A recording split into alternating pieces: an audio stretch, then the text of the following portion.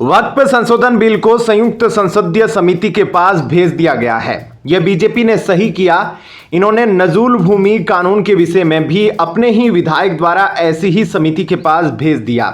इससे विपक्ष के पास से रोने का कारण चला जाएगा, क्योंकि संयुक्त संसदीय समिति में संसद के सीटों के अनुपात में ही प्रतिनिधि होते हैं, तो जिसकी सरकार है उसको ही बहुमत मिलता है।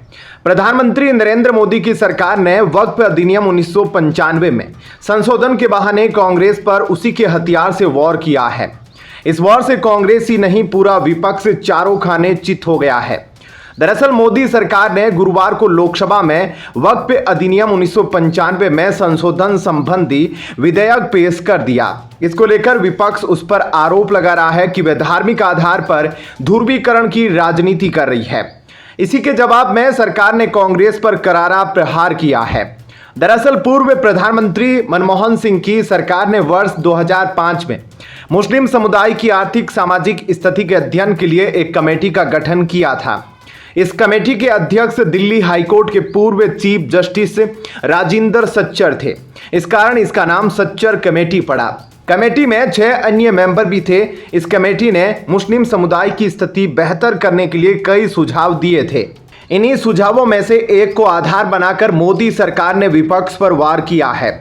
मुस्लिम समुदाय की सामाजिक और आर्थिक स्थिति की जांच करने के लिए 2005 में इस कमेटी का गठन किया गया था। उस वक्त देश में मनमोहन सिंह के नेतृत्व में यूपीए 1 की सरकार थी। इस कमेटी की रिपोर्ट पर खूब बवाल भी हुआ था। इसी रिपोर्ट के आधार पर पूर्व पीएम मनमोहन सिंह ने देश के संसाधनों पर मुस्लिम समुदाय के सबसे पहला अधिकार होने की बात कही थी।